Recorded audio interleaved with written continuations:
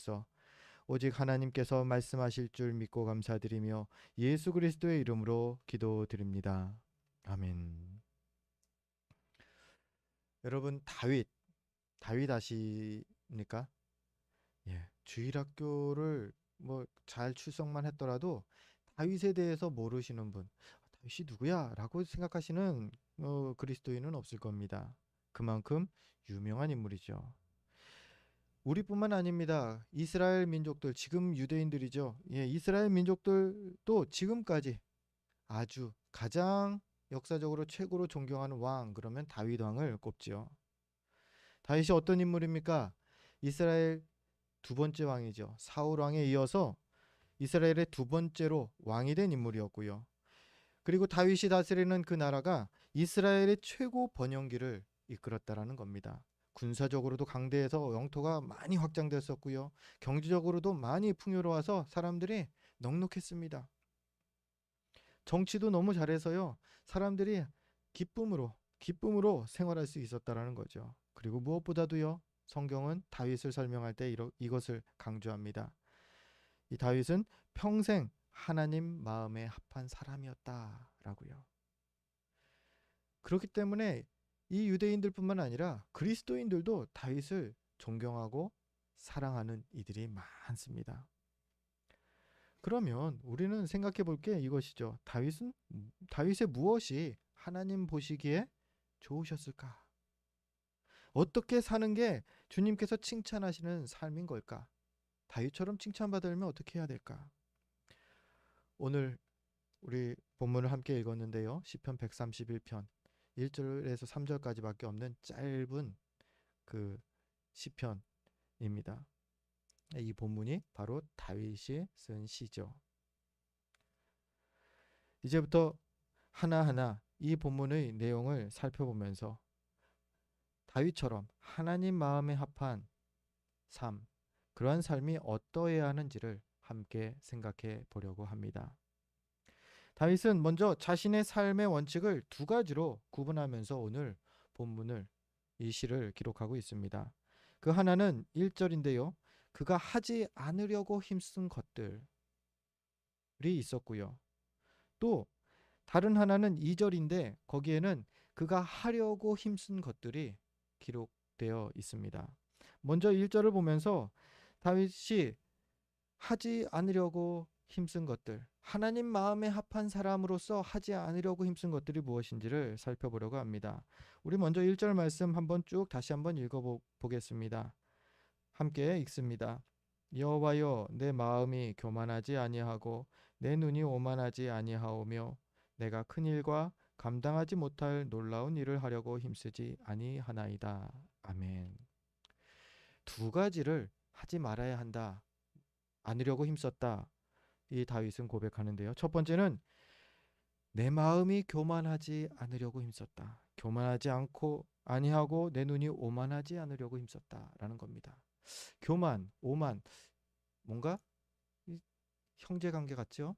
예, 맞습니다. 비슷한 겁니다. 교만, 오만, 거만. 이게 정확히 엄밀히 따지면 사전적인 의미가 구분이 되기는 하는데요.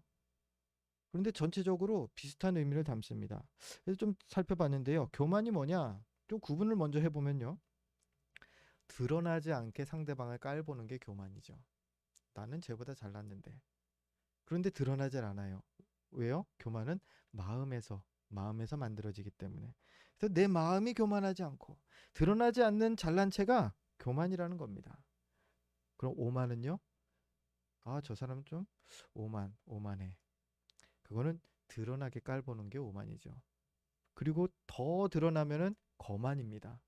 자세부터가 또 이상하다. 그게 거만이죠. 오만은 내 눈이 오만하지 아니하며. 눈이 어떻게 그렇게 드라마 보면 알죠? 저는 오만하지 않으려고 노력해서 이게 따라서 못하겠는데 막 이렇게 지켜들면서 이게 보는 거 있잖아요. 오늘 다윗은 그러한 교만을 하나님께서 미워하시는 것임을 온전히 알고 그 교만을 하지 않으려고 힘쓰노라 고백하는 것이죠.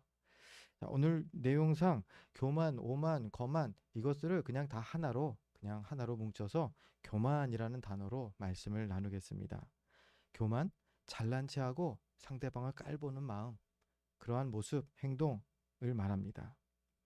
자, 근데 하나님께서 그 교만을 미워하신다고 했습니다. 왜요? 교만 그 자체가 죄이기 때문입니다. 잠언서 21장 4절을 보니까 교만을 죄로 분명하게 명시하고 있더라고요. 잠언서 21장 4절입니다. 눈이 높은 것과 마음이 교만한 것과 악인이 형통한 것은 다 죄니라. 오만도 죄고요. 교만도 죄고 이 악인이 형통하는 것하고 똑같은 죄라는 겁니다. 어떤 게 교만인가? 우리가 성경 속에서 우리가 쉽게 찾지 않습니까? 대표적으로 구약의 이스라엘 사람들이 교만에 빠지죠. 다른 게 아니라 자신들만 하나님께 선택받은 민족이요 구원받은 백성이다. 다른 민족들은 다 저주받은 민족이고 멸망할 그 민족들이다 라고 생각했다라는 겁니다. 그런데 그게 사실입니까? 아니요. 원래대로 하나님께서는요 그들에게 맡기신 것은 제사장의 역할이었던 것이죠. 하나님은 이스라엘만의 하나님이 아니신데 그냥 이스라엘만의 하나님으로 그들은 그냥 생각했다라는 거예요. 하나님이 다스리는 나라가 얼마나 나라입니까? 온 천하 만물, 아니 온 우주, 모든 것을 다스리는 하나님이신데 이스라엘은 자기들만 다스리는 우리만의 하나님이라고 그렇게 생각했다라는 겁니다. 왜냐하면 이스라엘이 교만에 빠져 있었기 때문입니다. 교만이 이렇게 무섭습니다. 교만에 빠지니까 이 하나님의 그 온 우주 만물을 다스리는 그 통치하시는 하나님이심을 망각하게 된 것입니다. 교만이 이런 겁니다. 교만 그 자체도 죄인데요. 거기서 멈추지 않고 교만은 또 다른 죄를 짓게 하는 통로가 된다는 게 또 무서운 것이죠.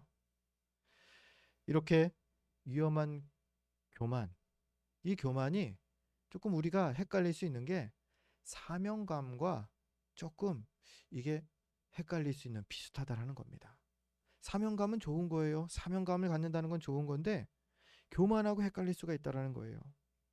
뭐 다른 경우도 많겠지만은 이런 게 있습니다. 결혼을 할 때, 배우자를 만날 때, 이 청년들과 대화를 제가 청년부를 담당할 때였는데 주로 이 얘기가 토픽이 많이 되죠. 청년들의 생각에는 직장, 연애, 결혼, 뭐 이게 카테고리가 몇 개 안 돼요. 그 중에 하나가 바로 이 배우자 문제, 그들이 고민하는 그 내용이죠. 어떤 거였냐? 불신 배우자를 만나도 되느냐? 배우자를 맞이해도 되느냐? 불신자와 결혼 안 해야 되느냐? 요 문제였습니다. 성경에 말하는 결론만 말씀을 드리면요. 해도 되고 안 해도 됩니다. 불신자와 결혼해도 되고 안 해도 되는데 문제는 마음가짐이에요. 어떤 부분이 문제느냐? 결혼을 해갖고 내가 이 남자, 이 여자를 주님께로 인도해야지. 지금도 내 말 잘 들으니까 결혼해도 말 잘 듣고 잘해줄 거야. 꽃길만 걸을 것이다라고 생각하는 것, 이거는 교만입니다. 이건 교만이에요.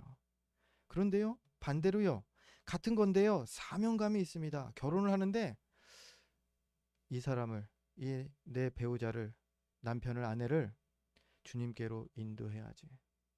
주님, 힘든 건 아는데 저에게 주신 사명의 선교지인 줄 알겠습니다.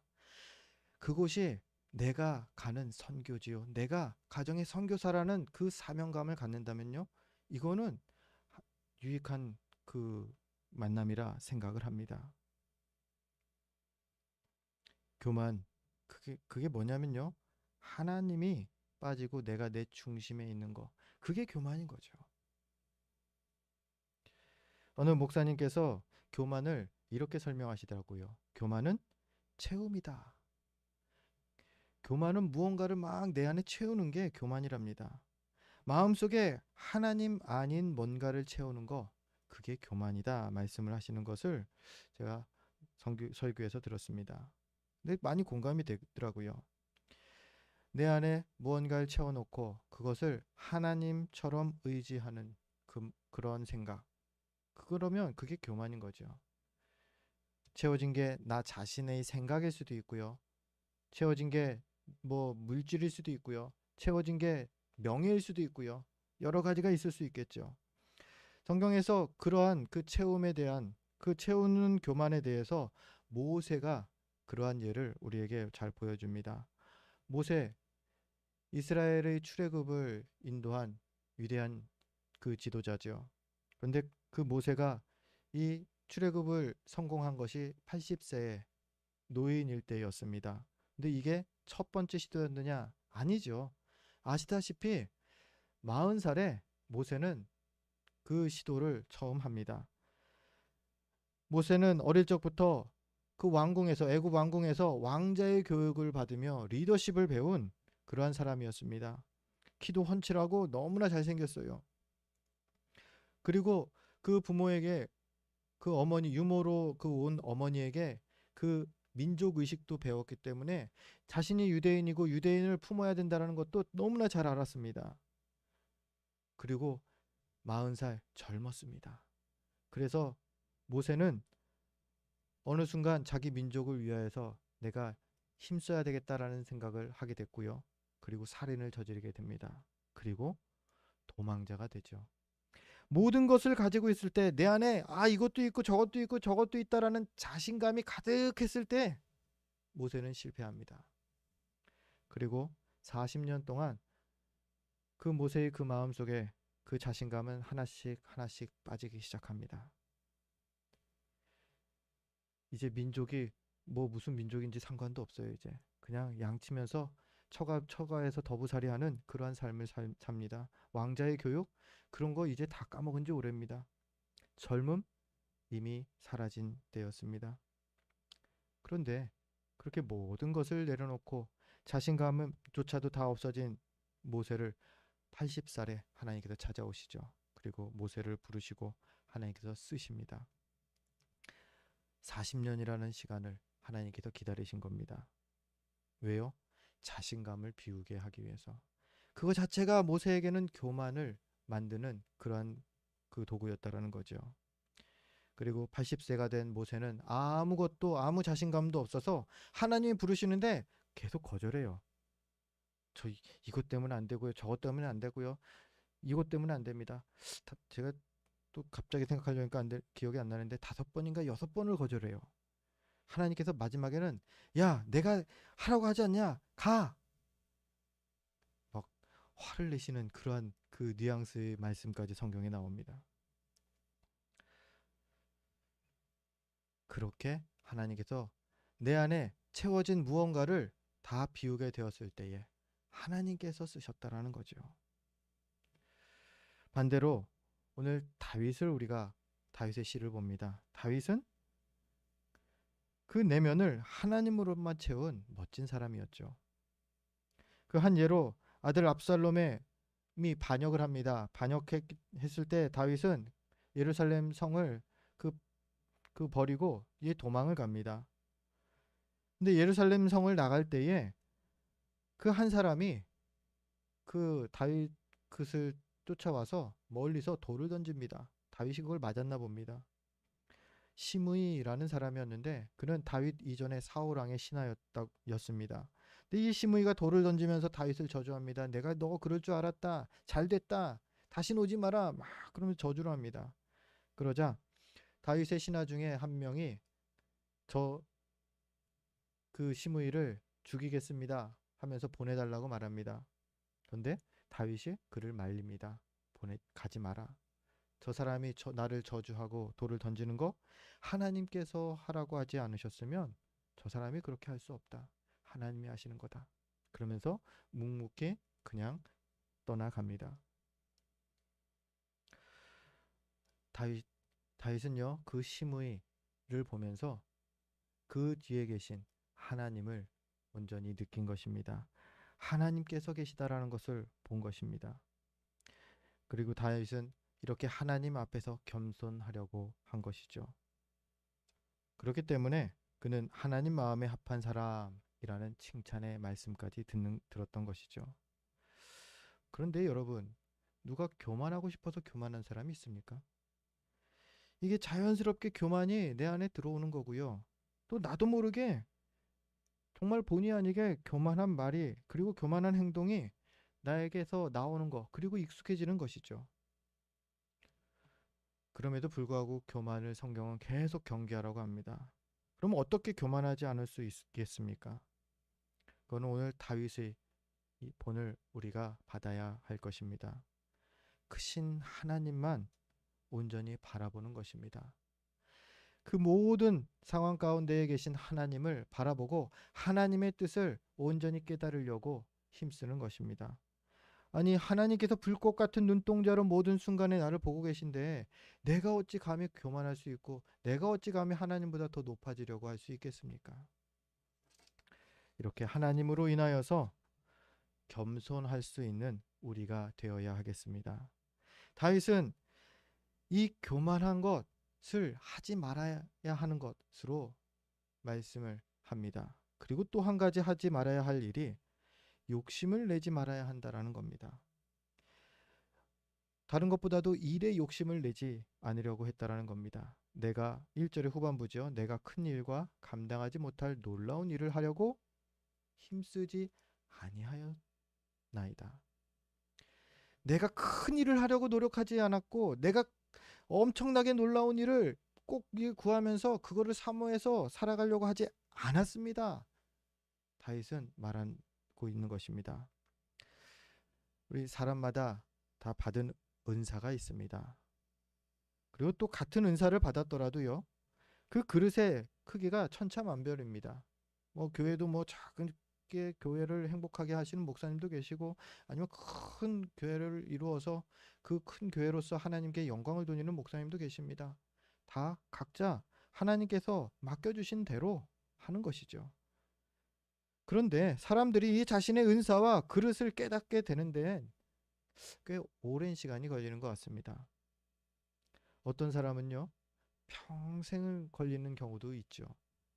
그래서 그 깨닫기 전까지는 그릇에 맞지 않는 일들에 욕심을 내는 경우를 보게 됩니다. 교회 안에서도 그렇습니다. 종종 하나님을 위한다, 하나님을 위하여라는 핑계로 일에 욕심내는 그러한 분들을 간혹 봅니다. 일전에 사역했던 교회에서 한 그 남자 집사님이 계셨는데요. 그분은 교회에서 참 바쁜 집사님이십니다. 교회에서 하고 싶은 게 너무 많으신 분이신 거예요. 성경 공부반도 하고요. 또 주일학교 교사도 하고요. 성가대도 하고 있고요. 제가 파악한 거는 방송실에서 방송도 합니다. 뭐 행사가 있으면 사진기 들고서 막 여기저기 다니면서 사진도 찍으시고요. 남전도에 임원도 하고 계셨고 또 이제 구역을 나눴을 때 남자 구역 그 구역장도 하시더라고요. 제가 모르는 또 다른 그 사역들도 맡고 계셨을지 모릅니다. 가끔 교회에서 그 행사 있는 날 보면요. 그분이 교역자들보다 더 바빠요. 그래서 그런 분이 계셨는데 그런데 여기에 그분은 또 다른 일이 보인다고 하면서 이 교역자실에 와서는 이런 얘기도 하고 제안도 하고 막 그러시는 거예요. 그 맡을 만한 분이 마땅치 않습니다. 그러면 제가 하겠습니다. 참 귀한 섬김이죠. 그런데 그분에게는 하나의 문제가 있었습니다. 꼭 석 달도 안 돼서 힘들다고 이 맡은 일을 내려놓으시는 거예요. 이게 텀이 보통 교회의 텀은 1년인데 1년을 못 채우고 그냥 너무 힘들어서요. 어느 날 보니까는 성가대에 안 계십니다. 또 어느 날 보니까 주일학교 교사도 이게 정상적으로 안 하고 계셔요. 그런데 그러고 나서 또 다른 일을 찾으시는 거죠. 그 집사님의 교회를 사랑하는 마음은 충분히 알고 그 믿음이 아주 이게 예쁜 건 아는데 이건 개인이나 교회 공동체를 건강하지 않게 만드는 일 욕심인 것이죠. 이렇게 말씀드리는 게 그러면은 아무것도 안 하면 되겠네요. 아니요. 그 말씀이 아니죠. 감당 못할 정도로 무리하지 말라는 말씀이죠. 봉사는 내 믿음을 자라게 하는 아주 유익한 방법, 하나님께서 준비하신 방법인 것입니다. 예수님도 같은 말씀을 하십니다. 누가복음 10장에 보니까 예수님께서 마르다와 마리아 두 자매를 방문하십니다. 그랬을 때에 마르다는 예수님을 접대하기 위해서 여기저기 뭐 음식점만부터 시작해서 뭐 잠자리도 준비했겠죠. 막 분주하게 다닙니다. 그런데 마리아는, 동생 마리아는 예수님 곁에 딱 붙어 앉아서 예수님의 말씀을 경청하고 있습니다. 마르다가 뿔나죠. 예, 마르다가 화가 나서 예수님께 가서 요청합니다. 마리아를 제가 불러서 같이 이것 좀 준비할 수 있게 예, 말씀 좀 양해 좀 부탁드릴게요, 예수님. 그때 예수님께서 하시는 말씀이 우리가 잘 아는 누가복음 10장 41절과 42절 말씀인데 이렇게 말씀하셨습니다. 마르다야, 내가 많은 일로 염려하고 근심하나 몇 가지만 하든지 혹은 한 가지만이라도 족하니라. 마리아는 이 좋은 편을 택하였으니 빼앗기지 아니하리라. 여러분, 아무리 좋은 의도로 시작했더라도 자기 재능과 그릇의 크기를 고려하지 않고 그 일 욕심을 부리면요, 의도치 않게 오히려 문제에 봉착하게 될 수 있다라는 겁니다. 오늘 다윗은요, 그러지 않았습니다. 다윗도 욕심이 있었어요. 다윗 욕심이 얼마나 근사했냐면요, 성전을, 하나님의 전을 내 손으로 건축하고 싶습니다. 그게 다윗의 욕심이었어요. 자신의 그 궁궐을, 다윗성을 짓고 나니까 하나님의 성전, 나는 이 근사한 곳에서 그 생활하는데 하나님께서 거하실 처소가 저렇게 장막으로, 텐트로만 만들어진 그러한 성전이라는, 성소라는 게 너무 마음이 아팠던 거예요. 얼마나 이쁜 마음입니까? 그래서 다윗이 기도하죠. 하나님, 성전을 짓게 하옵소서. 제가요 이 거룩한 욕심을 갖습니다.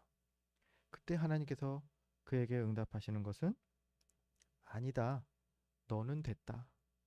너희 손에 피가 많이 묻었기 때문에 너희 손으로는 안 하고 너희 아들을 통하여서 내 성전을 짓게 하겠다. 그랬을 때 다윗이 어땠습니까? 지금 이 말은 뭐냐면요, 성전을 짓는데 자기는 주인공이 아닌 거예요. 주연이 아니라 조연으로 하나님께서 쭉 다른 역할을 맡기시는 거예요.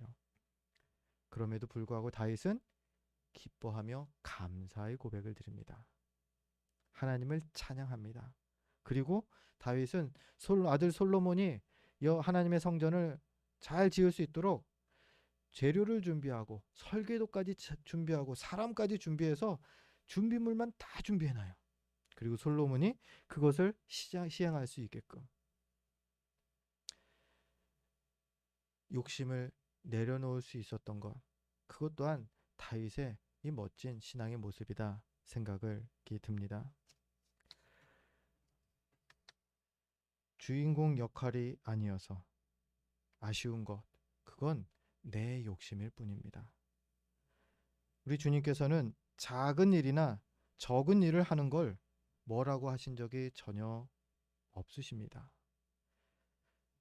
주님이 관심 갖고 눈여겨보시는 거는요, 그 일을 충성되게 하느냐 그렇지 않느냐, 그 충성의 문제지, 야 너는 큰 일 했으니까는 내가 칭찬을 크게 해줄게가 아니에요. 작은 일을 했는데도 크게 칭찬을 해주시더라고요. 충성하니까 말이죠. 바라기는 우리 안에 욕심을 내려놓고 맡겨주신 작은 일에 먼저 충성하는데 힘쓰시기를 바랍니다. 그러다 보면요, 주님께서 우리 지경을 더 넓혀주시고 큰 일에 충성하는 그러한 때를 허락하여 주실 것입니다. 그렇게 날마다 자라가는 우리 모두가 되시기를 주의 이름으로 축원드립니다. 다윗은 이 1절에서 하지 말아야 할 두 가지를 먼저 고백합니다. 교만하지 말고, 일을 욕심내지 말고, 그리고 나서는 이제 두 번째 2절에서는 자신이 무엇을 힘써야 하는지, 힘쓰고 있는지를 고백하는데요. 그 해야 할 일 또한 두 가지입니다. 첫 번째는 다윗은 젖된 아이 같아야 한다 고백합니다. 우리 2절 말씀 같이 한번 읽어볼까요? 본문 보면서 함께 읽겠습니다. 실로 내가 내 영혼으로 고요하고 평온하게 하기를 젖된 아이가 그의 어머니 품에 있음 같게 하였나니 내 영혼이 젖된 아이와 같도다. 아멘. 두 가지 해야 할 일 중에 첫 번째가 젖된 아이 같아야 한다. 다윗은 말합니다. 평생 다윗이 꿈꿔왔던 것, 그것이 그러한 삶의 어떤 모습이냐? 영혼의 고요와 평온이죠. 그것이 마치 엄마 품에 안긴 젖된 아이와 같은 그 고요와 평온이라는 겁니다. 한번 생각해 보세요. 젖된 아이. 아직 젖을 떼지 않은 갓난 아기의 경우를 먼저 생각해 보면요. 그 젖을 떼지 않은 갓난 아기가 엄마를 찾는 이유 여러 가지가 있겠지만 엄마가 이 품에 안겼을 때 갓난 아기는 엄마의 젖을 먹고 배부르고 싶어 합니다. 그런데 젖된 아이는 좀 달라요. 엄마 품에 안겨 있어도 더 이상 젖을 달라고 칭얼대지 않습니다. 왜요? 이미 젖을 떼었거든요. 다른 음식을 먹거든요. 젖된 아기가 그러면 엄마 품에 안길 때에 그러면 그때 그 젖된 아이는 어떤 심경일까요? 그냥 그 엄마 품에 안기는 게 좋은 겁니다. 그냥 엄마 품에 안길 때에 마음이 편안하고 고요하고 좋으니까 그 엄마 품에 안기는 거를 아기가 좋아하죠. 오늘 여러분은 어떤 마음으로 예배에 나오셨습니까? 우리가 하나님께 나올 때에 주님이 주시는 뭔가를 바라면서 혹시 나왔다면 그건 아직 젖을 떼지 않은 아기와 같은 겁니다. 하나님의 마음에 합한 사람 다윗은 이렇게 말합니다. 우리가 젖된 아기가 되어야 한다라고 말이죠.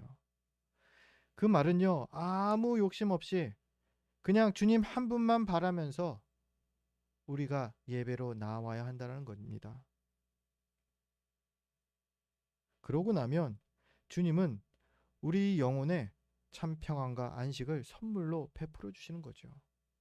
우리가 굳이 막 이거를 안식을 주세요, 선물을 주세요. 굳이 안 그래도 그냥 베풀어 주시는 거예요. 우리가 하나님 앞에 예배드리는 이유 바로 이것입니다. 하나님께서 나에게 뭔가를 주시기 때문에 우리가 하나님께 예배드리고 하나님을 믿는 게 아니라 하나님이 하나님 되시기 때문에 우리가 예배를 올려드리는 것이고요. 우리가 하나님을 믿는 것이라는 겁니다. 이것을 하나님을 전적으로 신뢰하는 삶이다라고 표현도 합니다. 그리고 이게 젖된 아이 같은 성도의 삶인 것이죠. 그 좋은 예가 하박국 선지자입니다. 하박국서 3장 17절과 18절은 그래서 그 선지자는 이렇게 고백을 합니다. 비록 무화과 나무가 무성하지 못하며 포도나무에 열매가 없으며 감람나무에 소출이 없으며 밭에 먹을 것이 없으며 우리의 양이 없으며 외양간에 소가 없을지라도 나는 여호와로 말미암아 즐거워하며 나의 구원의 하나님으로 말미암아 기뻐하리로다. 아멘. 하박국 선지자는 무엇을 기쁨의 이유라고 말합니까? 무화과 나무에 열매가 많아서요? 밭에 그 소출이 많아서요? 아니요. 우리의 양떼들이 막 번식을 많이 해서 부자가 돼서요? 아니요. 그런 것들이 다 없을지라도 내가 기뻐하는 이유는 딱 한 가지다. 여호와로 말미암아 기뻐한다. 오직 하나님 한 분만이 내 기쁨의 이유입니다. 하박국 선지자의 고백인 것입니다. 이것이 바로 젖된 아이와 같은 신앙의 모습인 것이고 말이죠. 오늘 다윗은 또 이 동일한 그 고백을 다른 표현으로 3절에 이렇게 고백합니다. 이스라엘아 지금부터 영원까지 여호와를 바랄지어다. 하나님을 전적으로 신뢰하는 성도는 젖된 아이와 같은 삶을 사는 성도는 하나님을 바라는 삶이라는 겁니다. 다른 걸 바라는 게 아니에요. 돈을 바라고 명예를 바라고 관계를 바라고 무언가를 내가 받을 것을 바라고가 아니라 여호와를 바라는 것. 하나님 한 분만을 기뻐하고 하나님만 즐거워하는 것. 또 하나님만 바라보고 하나님만 소망하는 것. 이게 엄마의 품에 안긴 젖된 아이의 모습인 것입니다. 말하기는 주님만 바라보면서 주님 주시는 평안과 안식을 풍성히 누리는 저와 여러분 되시기를 주의 이름으로 축원드립니다. 다윗은 한 가지 더 해야 할 일을 우리에게 보여줍니다. 힘써야 한다라는 겁니다. 젖된 아이 같아야 하고요. 또 힘써야 합니다. 무엇을요? 성령의 충만함을 힘써야 합니다. 내가 오늘부터 교만도 버리고 욕심도 버리고 젖된 아이 같은 마음만 가져야지. 여러분 결심하면 이게 잘 됩니까? 뭐 작심삼일, 3일은 뭐 어떻게든 하실지 모르겠어요. 그런데 이것이 평생이 되기는 너무나 힘들죠. 지금부터 영원까지 여호와를 바랄지어다. 지금부터 영원까지 그러한 하나님만 바라보는 젖된 아이와 같은 그런 삶을 살기는 어렵다라는 겁니다. 네, 그것을 온전케 해주는, 가능케 해주는 것이 바로 성령 하나님의 은혜인 것이죠. 여러분, 서울에서 부산 가는 길의 방법은 참 많습니다. 옛날 조선 고려 시대 옛날 시대에는 걸어갔어요. 또 뭐 몇십 년 전에부터는 운전하고 차 타고 갑니다. 그리고 지금은 KTX를 타고 가고요. 비행기를 타고 갑니다. 훨씬 더 빨라졌어요. 여러분, 3시간 안에 부산에 도착해야 됩니다. 라고 한다면은 뭐 도보로 뭐 정말로 목숨 걸고서 달리면은 될까요? 안 되겠죠. 운전해서 막 과속하고 질주하면은 어쩌면 될지도 모르겠어요. 근데 사고 나서 큰일 날 수도 있습니다. KTX 타면요. 예, 그냥 안전하게 쭉 갑니다. KTX 같은 거, 예, 아주 좋죠. 가장 확실한 방법은 KTX인 것 같습니다. 표 끊고 KTX에 우리는 무엇을 합니까? 몸을 씻습니다. 운전도 안 해도 돼요. 걷지 않아도 됩니다. 땀 안 흘려도 됩니다. 그냥 KTX에 몸을 싣고 있으면 알아서 부산에 도착합니다. 내 열심으로 걷고 또 운전을 해도 불가능한 것입니다. 바로 우리의 천국에 가는 것은 말이죠. 그런데 주님께서 오셔서 우리에게 KTX 표를 주십니다. 천국행 KTX 표를 주시고요. 그러면서 타고 가라고 하십니다. 바로 성령 하나님이 우리의 KTX이셔요. 성령님으로 우리가 충만해지면요. 우리가 뭐 이것을 힘쓰고 이것을 경계하고 교만하지 않으려고 막 애쓰고 그래도 안 됐던 것들이 성령 하나님께서 우리를 주장하시면요. 그게 다 자연스럽게 된다라는 겁니다. 무엇보다도 성령 충만하기를 더욱 힘쓰시길 바랍니다. 이제 말씀을 정리합니다. 여러분, 세상에 마음을 두지 않고 오직 주님 한 분만 소망하는 삶, 그것이 오늘 다윗이 그의 평생에 힘썼던 일이다 라고 증거하고 있습니다.